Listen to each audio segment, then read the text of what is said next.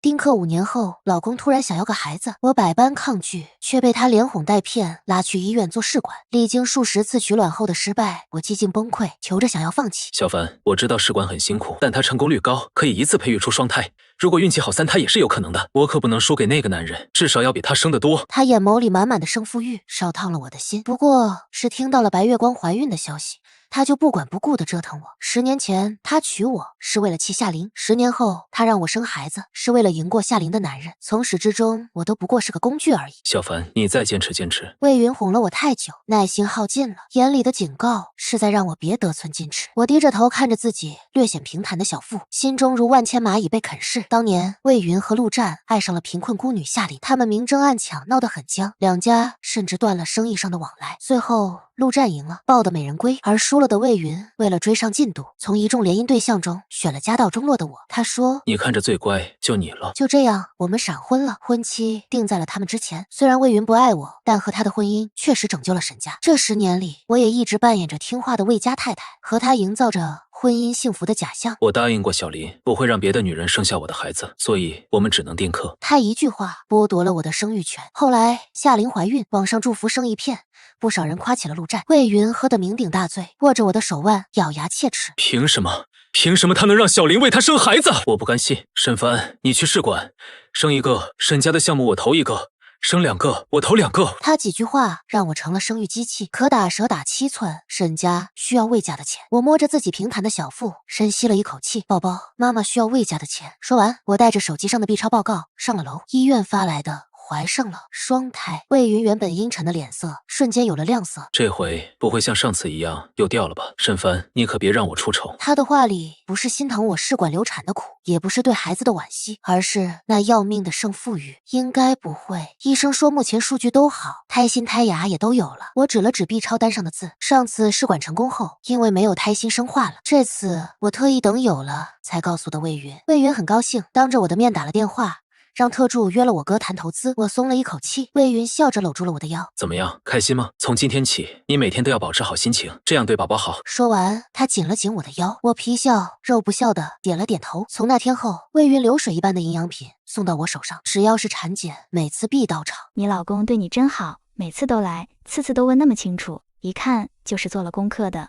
医生和导医都对魏云赞不绝口，称赞他是万里挑一的好老公，可唯有我知道他不是。不错，我都问过医生了，一切数据都很不错。现在3个月多了，你记得把钙片也吃上。魏云搂着我，叮嘱着一些常识。没等我说话，下一个转角，他的手松开了。小林，你怎么哭了？刚刚还在身边嘘寒问暖的男人，以雷霆之势冲到了夏琳身边。魏云神情紧张，手足无措的替他擦去眼泪。那样的魏云，我从未见过，这是第一次。原来爱与不爱真的那么明显。说不难过是假的，谁不想自己嫁的是爱自己疼自己的男人呢？可我也知道，从我选择魏云开始，我就注定得不到真爱。我在车上等了3个小时，才看见魏云回来。他一脸阴郁的坐进了车里，眸光里隐含怒火。他没说，我也没问。后来夏琳的电话越发频繁，有时候是凌晨，有时候是深夜。魏云接了电话就走，回来时身上总是带着一股若有似无的奶香和甜香。产检你自己去吧，我有事。我乖巧的点头。他说的有事，大概又是为了夏琳。我隐隐有些不安，直到做4维那天，魏云破天荒的再次陪我去做产检。车上魏云看也没看我。沈凡，把孩子打了吧。短短几个字，像是来自地狱的催命符，声音很轻，却令人发寒。为什么？车厢里我听见了自己发颤的尾音，带着无尽的惊恐。夏琳准备离婚了，孩子还小，她放不下。你现在生下孩子，没办法照顾她和孩子。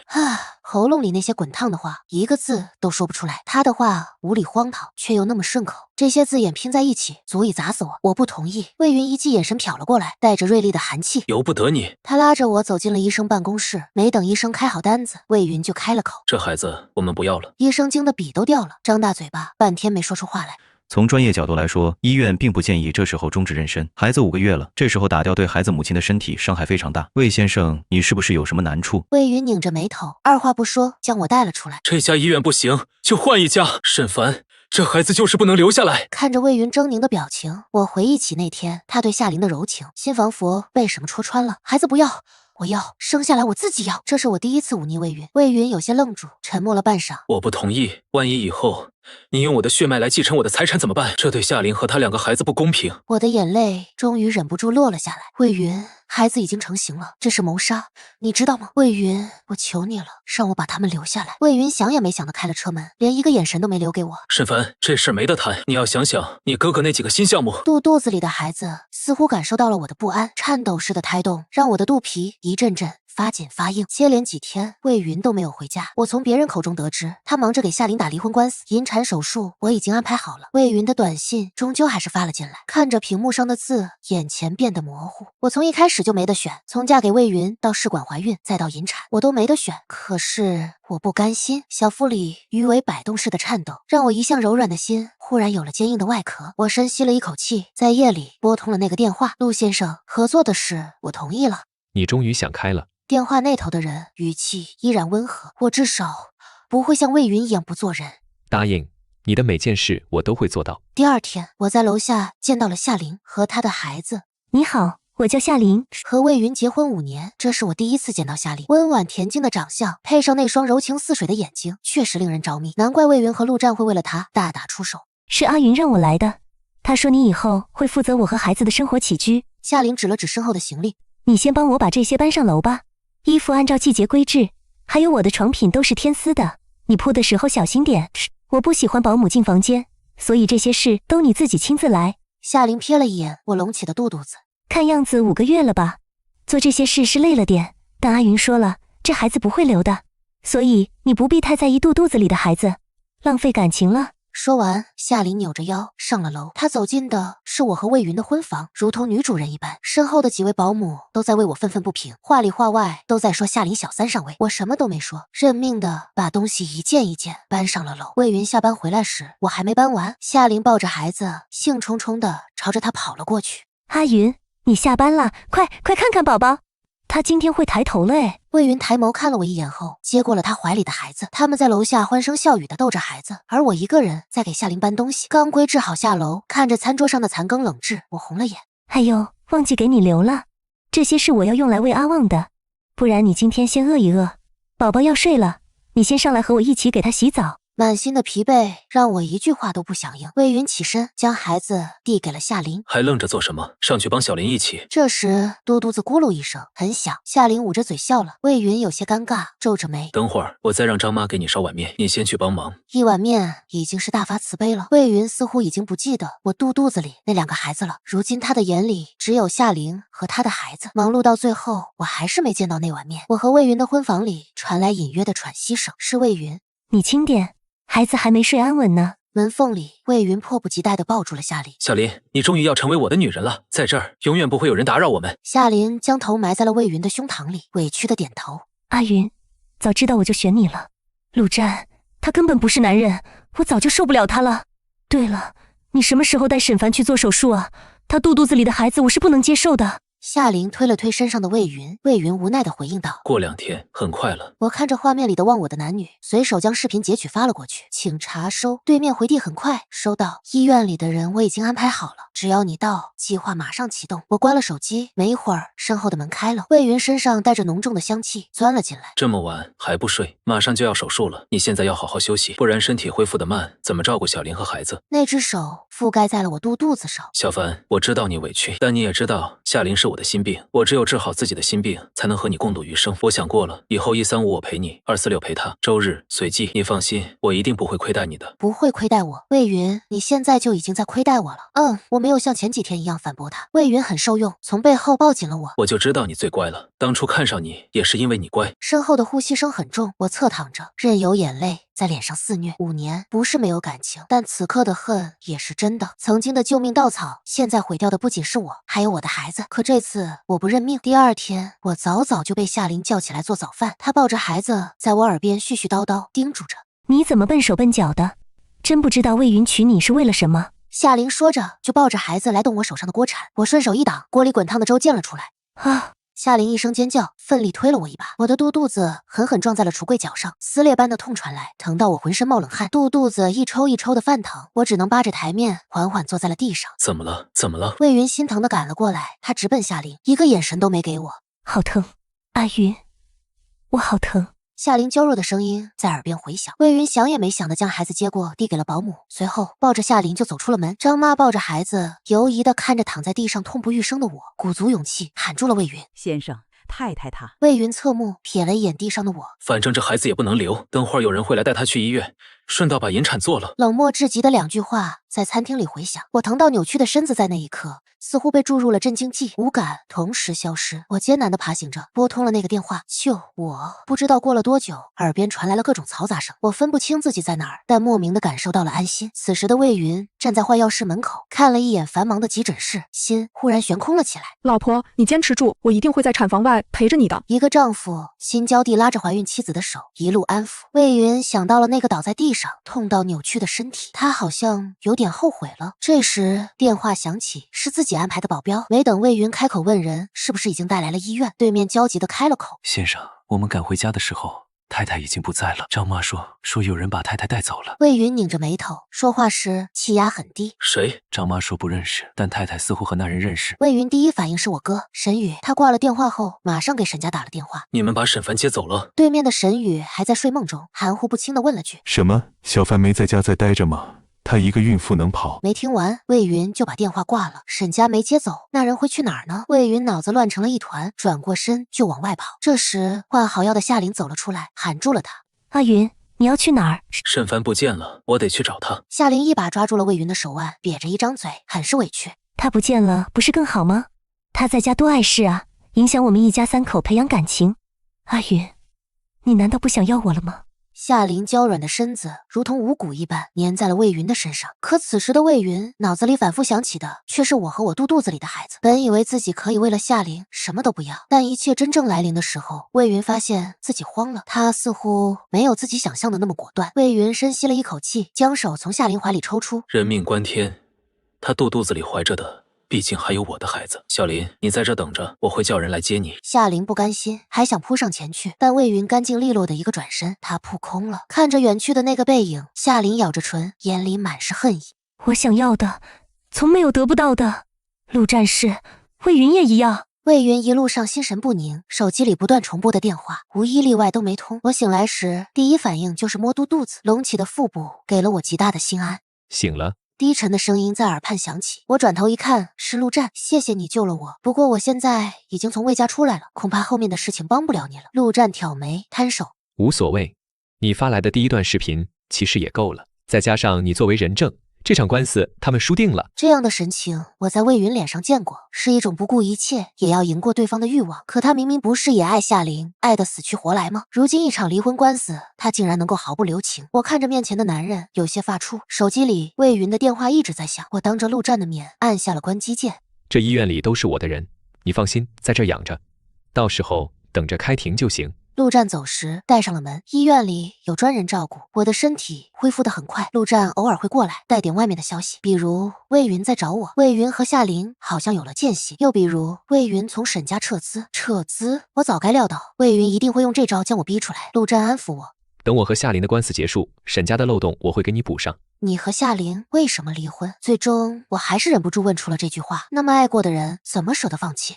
等官司结束，你想知道的我都会告诉你。陆战什么都没说。沈家的事我会看着，你别担心，你现在重要的是把孩子生下来。陆战紧紧盯着我的小腹，眸光里有着我看不懂的情愫。时间过得很快，年初时我生下了魏云的孩子，是一对可爱的龙凤胎。陆战问我要取什么名字时，我愣了愣。以前我想过很多名字，都是姓魏的，跟我自己姓的还真没想过。沈家月，沈家树，你觉得怎么样？陆战看着躺在婴儿床上的2个小孩，眼神温柔的能滴出水来，这表情我甚至恍惚到以为他才是孩子爸爸。官司要开庭了，你准备好了吗？陆战转眸看向了我，锋利的眉眼中是志在必得。我点了点头。官司开庭那天，陆战特意让人把我带到了法院外，我作为重要证人被安排在了隐蔽的地方。看着法院外鱼贯而入的人，我一眼就看见了魏云和夏琳。夏琳抱着孩子跟在魏云身后，魏云脚程快，居然一步都没等夏琳。法庭上一开始都还是按照一审时的路子在走，直到陆战这边提供了新证据。法官，我们有新证据，这段视频的男女主人公，我想在座各位都认识。从视频的内容看来，原告早已出轨。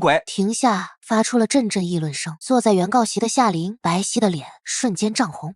我没有，这是拼成的。夏琳不假思索的辩驳，却被律师一一反击。夏小姐如果要看，我们这边有原片，时长有半小时，庭后我们可以发您。夏琳皱眉，生气的甩头。谁要看？魏云不紧不慢的出口解释。这段视频真假抛开不谈，时间也并不是在原被告婚姻时期，又怎么能作为证据呢？陆战坐在台下，戏谑的眼神一直停留在魏云身上。魏云丝毫不怯场，眼神坚定。一时间，在场的人竟分不清打官司的是夏琳和陆战，还是魏云和陆战。他俩还真是死对头，从小到大什么都要争高低，抢输赢。当年为了抢夏琳，两人在慈善晚宴上差点就把桌子给掀了。是啊，原本只要10万的珠宝，愣是抬到了100万。不过夏琳和陆战到底为什么离婚啊？不知道啊。台下的议论声让夏琳的脸色变得难看。其实为什么离婚，连她都不知道。生了孩子后，陆战忽然就告诉她，离婚吧，我腻了。不管夏琳如何挽留示好，陆战始终不为所动。后来他不得已才哭着找了魏云，幸好魏云还是爱他的，可现在魏云似乎也没那么爱他了。证据有时间限制，但证人没有。法官大人，我们有证人可以证明原告出轨的事实。高坐堂上的法官冷着脸开口，我听见了传唤，门一开，我站在了中间，一步一步朝着证人席走去。魏云在看见证人的瞬间，心陡然颤了一下。小凡，夏琳愣了，她怎么也没想到证人竟然是我。我没理会周遭的议论和眼神，径直坐了下来。我是魏云的妻子，发现他们的关系是在我怀孕5月的时候，那时候我丈夫为了夏琳和她的孩子，让我把怀胎5月的双胎引产。此话一出，全庭哗然。毕竟让自己妻子引产这件事，说到哪儿都是千夫所指的事情。而我们结婚5年，是他说不要孩子，要孩子也只是因为夏琳生了孩子，他不想落于人后。这5年里，他从来没忘记过夏琳，他们的联系也从未断过。法庭里响起我断断续续的低气声，议论声中也都是对我的同情。夏琳这种女人，看着清纯，搞起不伦不类的关系来最拿手了，没点手段，能同时迷住2个男人。男人啊，管不住自己的下半身就是废物。那这样说来，陆战是纯纯大怨种，难道孩子不是他的，他才想离婚？夏琳忍不住了，她站起身来，指着我的鼻子：“你撒谎！我和陆战结婚的时候，我没找过魏云，孩子是陆战的，你们都在胡说八道些什么？”夏琳歇斯底里地喊着，力图为自己证明清白，可没人在意。我说的话没有一句假的，但也都不是实证。不过因为那段铁打的视频，夏琳和魏云的关系算是坐实了。夏琳想要在离婚前捞一笔的梦碎了。2审法院判离，孩子归夏琳，财产按照婚前协议分。夏琳除了孩子1分都没捞到。庭审结束，我人还没走出法院，就被冲上来的夏琳打了一巴掌。你个贱女人，为什么做伪证？猝不及防的力道扇过来，我接连往后退了好几步，身后坚挺的胸膛抵住了我。小心！是陆战，我没敢回头，站定了身子后看向了夏琳。我做了伪证。夏琳，你扪心自问，即便是发生在你打官司后，不也是出轨了吗？你自己的婚姻破灭，就想着毁掉别人的，你才是贱人。魏云站在一侧，一句话没说，他盯着我平坦的小腹，问了句：“小凡，你把孩子生下来了吗？”剑拔弩张的时刻，魏云关心的点却不是这场官司，这不像他，没有，孩子没了。魏云的眼神跳了跳，眼里闪烁着遗憾。孩子的事情是我对不起你，我知道你和陆战合作是为了自保，我不怪你，只要你愿意回来我身边，我对过往的一切既往不咎。孩子，如果你想要，我们可以再有。魏云自顾自说着，身后的夏琳却听不下去了。阿云，你不是说不会和他生孩子吗？我现在只剩下你了，难道你也要食言放弃我和孩子吗？阿云。夏琳急得眼泪都掉下来了，她抱着孩子试图挽回魏云，可魏云始终没有回头，也没搭理她。一贯被魏云和陆战争抢的夏琳，此刻成了无人理会的花瓶。魏云，我们离婚吧。或许是陆战站在我身后，让我有了底气和魏云说离婚。果不其然，魏云黑了脸。沈凡，我没什么耐心，你知道的，谁允许你提离婚的？你忘了沈家还需要魏家吗？我冷冷笑了声，摇了摇头。真是好笑，你以为能救沈家的只有魏家？如果我愿意的话，可以是任何人。魏云，你太高看自己了。我转头看向了身后站着的陆战，比如陆家如今就能成为沈家新的倚靠。这下所有人都炸了，夏琳更是气得哭出声来，她指着陆战喊道：“陆战，这就是你离婚的原因？你看上了魏云的女人，你当初只是为了从魏云手里把我抢走，才会追我，对不对？”陆战看着泣不成声的夏琳，苦笑着摇头。夏琳，你当真以为我不知道你那孩子是谁的吗？夏琳听见这话，慌了神。魏云，夏琳结婚前的分手炮打得开心吗？魏云听见这话也愣了，什么分手炮？他怎么不知道？我不懂你什么意思。魏云是真不知道，当初夏琳和陆战结婚，他借酒消愁，每天都过得魂不守舍，直到他爸妈从国外回来，一顿打才把他的理智拉回来。我和夏琳结婚前，他来找你了，你或许醉得太厉害，但却还能行人事。夏琳肚子里的孩子是你的，她为的是嫁给我，用孩子绑住你。我陆战虽然喜欢和你抢东西，但喜当爹这事儿我不干。至此，我才明白为什么陆战非要离婚不可。除了孩子，他对夏琳的感情也都源于要和魏云争抢。那种争抢的快感消失后，他对夏琳的感情也就不复存在。魏云难以置信地回头和夏琳确认，夏琳支支吾吾地拉着他的手腕解释：“阿云，不是这样的，你听我解释。”哦，对了，当初我和夏琳在一起，也是她背着你主动爬床的。我没有你那么爱，主动送上门又能赢你，我才娶了她。陆战似乎见火烧得不够旺，又添了一把柴。说完，陆战拉着我走了，而我直到坐在车上都没能从那几句话中走出来，这太乱了。我刚回到医院，沈家就来人了。你真要和魏云离婚？你知不知道你哥好几个项目都在魏家手上？你赶紧回去和魏云求和。我妈不由分说的就冲着我一顿喊，那架势像是要压着我去魏云面前负荆请罪。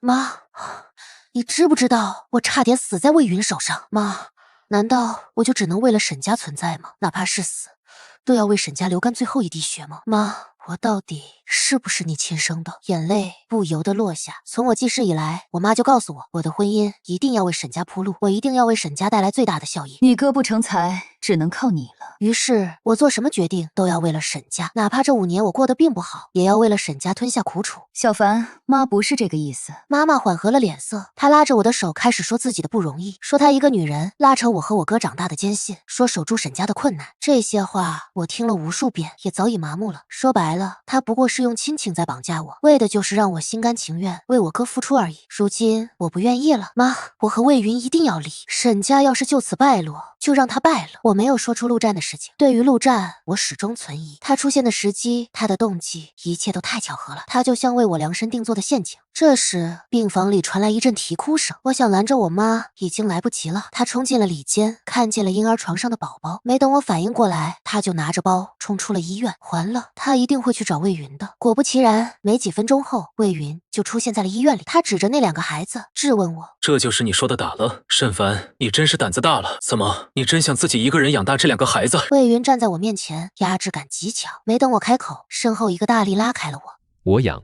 是陆战。我妈看着突然出现的陆战，愣住了。魏家和陆家实力相当，不管是谁，沈家都不会倒。小凡，你怎么不早说啊？原来你是攀上了陆家。我抿着嘴没说话。陆战，你够了没？这孩子是我的，你也要抢。魏云有些烦躁地推开了陆战，想上前和我说话，陆战却纹丝不动。魏云，你确定这孩子是你的？你什么意思？魏云的声音很冷，冷到令人发寒。陆战笑开了。